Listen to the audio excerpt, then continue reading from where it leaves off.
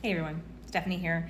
And today I took a break last week because I actually did a long format, just like question during the week, and I didn't want to like inundate you guys with these long, frequently asked question videos and drown out the importance of them. So this week I'm hopping back on here. We're going to talk about paradoxical hypertrichosis because it's like probably one of the number one DMs I get as someone that's dually trained. Now, yes, we are in one of the electrolysis spaces here at the school / clinic, and we really wanted to be able to like dive into a deeper understanding of how we can combat this as either dually trained technicians or as technicians that might be able to be easily able to refer into other spaces so that you guys can kind of like form an alliance and help people who have had this happen to them. So for those who don't understand paradoxical hypertrichosis, the biggest thing I can tell you guys is that it is stimulated growth through means of like laser hair removal. It can happen in electrolysis, and I will dive into that as well, but it's a very small chance in electrolysis because of the area of being worked, okay? So yes, hypertrichosis can happen outside of laser and electrolysis and waxing, but what we're saying is that stimulation by external means of heat stimulation to the area or under treatment to the area does not properly formatted for the person in front of you. Now, can hypertrichosis happen outside of this? Yes, that's usually what ends up happening when you have like a medication that stimulates the hair growth or just your family's genetics, right? So like if you have hairy people in your family, like it can be more prevalent in those spaces when the right things happen. Now, hairs are really androgen hormone sensitive. That's like what feeds them outside of the stem cells and blood flow that feeds them. So in certain areas of the body, when we're thinking about how these hairs get stimulated, and I'm going to say pH from now on just because it's a lot to say paradoxical hypertrichosis, but how pH happens is usually because we did not assess the area correctly or we push through hoping for the best, okay? And on both sides of the community, I want everyone to understand that this is not me saying, this is professional evaluations of stuff that I've seen over the years and ways that I combated my own pH when it happened to me and how I helped other people that had it happen to them with the use of laser. I want you to understand this because I actually fixed the majority of my pH with laser and then did clean up with electrolysis and the stuff that just, it wasn't ever a laser candidate, and so it would have never been treated that way, and that's what I finished up with, okay?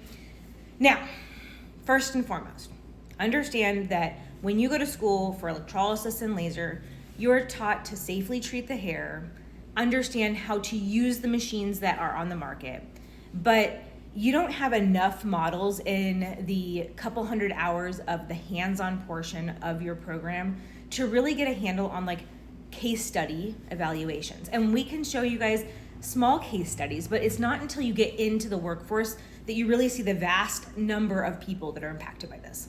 So when I say that, it is to say that a lot of times people leave school hearing of these things, but they've never actually gotten to see it yet as a technician. And that is one of the harder parts about this is because it doesn't mean a new technician shouldn't address these items. It means that a new technician might not have the enough background information on how to help. So that's why this conversation's happening. When pH happens, the biggest thing that's going to be a factor in this is we talk about follicle depth, okay? We talk about density, how thick that hair is, and volume, how much hair is present to begin with.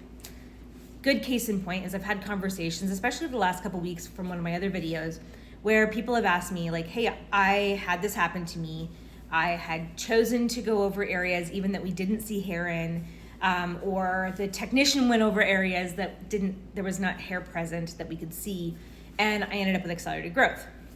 And my first thing when you are selecting either areas of treatment or from the technician side, the areas of treatment that you're gonna go into, the recommendation areas, is gonna be you need to assess and truly get a good handle on what the difference is between vellus hair, accelerated vellus hair, and terminal hair. Terminal hair is the thick stuff. It is the stuff that is prevalent in our underarms, our groin area, our inner thigh, lower legs. It happens a lot within beard style growth.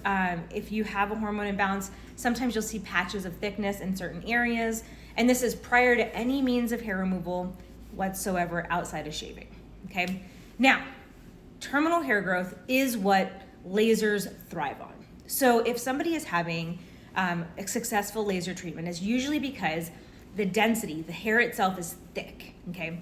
The color of the hair is dark enough for the laser to pull pigment. And lasers see blue, black, and brown, okay? Obviously, none of us really have blue hair naturally, okay? So what it really sees is black and brown hair. Yes, can you get sometimes darker red hairs because brown does have reds to it, okay? It can happen. Can you also see sometimes, very rarely, that those transitional black to gray hair ratios, that you get some reduction of volume there? Yes, because you're going after the melanin of that hair that might still be enough present to get some reduction. But by and large, you need to have something the laser can see. Now, assessing oneself, we need to understand that hair problems, by definition of what technology can do and what is an evaluation from the technician, very differently than what the patient feels, okay? So I will tell you, as someone that was super hairy originally, what felt hairy was not always what the laser could see and not always what most technicians would go after, okay? But it was brown, fuzzy hair all over my body. But the thing is, the laser didn't have enough to grab onto. So that light needs to be focused in that space to heat up the hair, okay, to then cauterize the bottom sources of the follicle. If there's nothing there for the laser to see, then all it does is warm tissue, and warm tissue sends blood flow to the area, and blood flow is a contributing factor to your hair's growth, okay? You have both the stem cells and the blood flow that we're trying to break down. So if we rush blood flow to the area and do nothing except for then excite that at the next 4-week session, and many of these people are on 4-week sessions, not the recommended time frame for their given area, they end up with basically exacerbating a problem that was initially caused by just the warming of the tissue. But then it gets out of control, right? Because the technician is trying to cover a lot of space in the area. The patient is very desperate to get rid of this hair. And now we got a problem on our hands. In these cases, this is what I'm gonna say. The big picture of it all is that when you go in for a consultation, you need to be very honest with yourself as a patient and say, do I have the things that Stephanie's talking about here? Is it dark? Is it dense? Is there volume? Okay? And really understand when I say, does it look like the hairs in your underarm, groin, and lower legs? If the answer is no, your chance of pH increases, okay? If the hair does not have the color for the laser to see, it will increase that problem. What can you do to reverse it? And this is where it gets a little bit dicey. Now, laser can also change its depth of penetration into the follicle, which pH hairs tend to have a varied depth based on their stimulation. So it can change that, and it can also change the amount of energy distributed with the surface area it's treating to match its needs.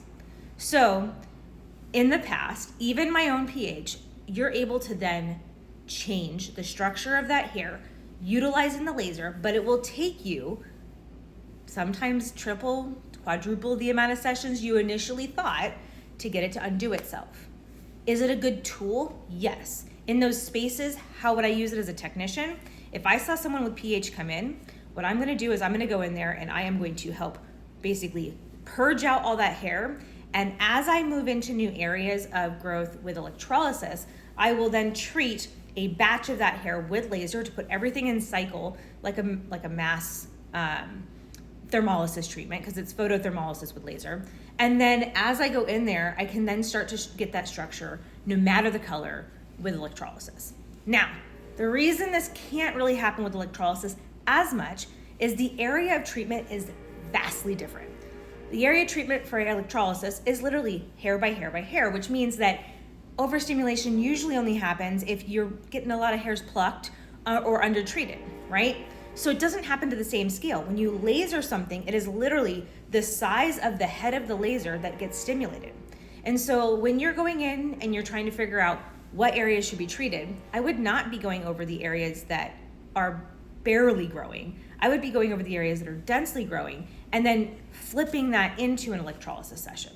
It can be reversed, but it takes a lot of assessment and understanding that whether you're doing laser or electrolysis, the treatments will be there, but it just takes time. So we can dive back into this conversation, especially if you guys drop comments, but that's it. Peace, love, and hair removal. Have a great Friday.